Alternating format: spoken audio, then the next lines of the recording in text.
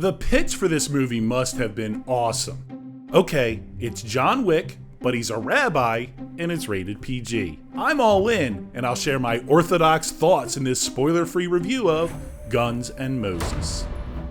When a violent crime is committed in a rural desert town, Rabbi Mo is thrust into the middle of the investigation.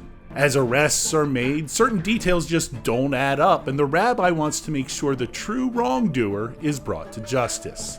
Realizing certain people can't be trusted, Rabbi Mo must take matters into his own hands, but by doing so, he puts his family and friends at risk. Guns and Moses, first of all, what a great name for a movie. I just wish the film maintained the same irreverent tone as the title. The film starts with aerials and aesthetic shots of a desert town, somewhat reminiscent of the atmosphere of the award-winning series Breaking Bad, arid landscapes under big skies. Immediately, we are introduced to the main characters and the event that drives the action of the film, and it includes some startling, shocking moments that caught my attention.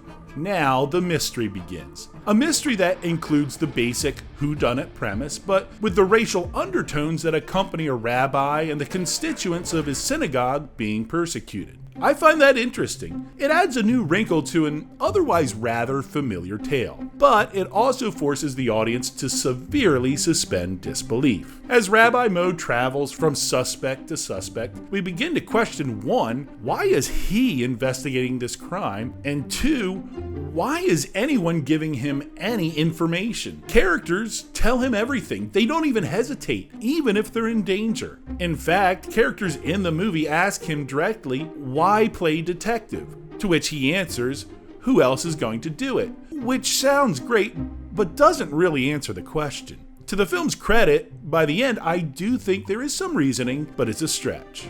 To help the audience unravel the mystery, the film incorporates multiple sepia-toned flashbacks, a neo-Nazi harassing the rabbi's family, businessmen arguing over land rights, and different perspectives of the crime, a technique that would fit right in on the USA Network, not necessarily a feature film. Once Rabbi Mo's investigation really gains momentum, there are a couple scenes that are very cinematic. One where he interviews a nature conservationist as he feeds his hawk. Another where he and a police officer investigate a suspect's home. The director utilizes Dutch angles and handheld cameras to make us uneasy as an audience, and it's effective. There are a couple great set pieces, the best being a large solar panel field, which is both visually interesting and a unique opportunity to build suspense. The bottom line is, Guns and Moses has its moments, whether it's the rabbi learning how to protect himself with guns or Christopher Lloyd sharing a harrowing story of the Holocaust. And the filmmakers are clearly talented. The concept is great, a vindictive rabbi with a heart of gold, but the script is far too cheesy and predictable for a film that takes itself so seriously. When his tween's Google search is more successful than any investigative tactic, it's difficult to respect any of the professionals and their procedures. When the young neo-Nazi is such a caricature, it's difficult to view him as any real threat. And with a mystery that is ultimately very predictable, it's difficult for the filmmakers to create any enduring tension. Guns and Moses preaches some positive messaging about whether you want to be a sheep or a shepherd. It has some good performances from Mark Fierstein, who I recognize from TV's Royal Pains, a smaller role from Neil McDonough, who was excellent as the lead in the recent The Last Rodeo, smaller roles from Christopher Lloyd and Dermot Mulroney, and even an unexpectedly fun performance from Jake Busey. It has self-aware statements like, "May God and your Glock protect you," but its positive moments and clever concept cannot overcome the cliche, overly predictable script that isn't nearly as fun as the title would make you believe. So I will give Guns and Moses 2 out of 5 stars,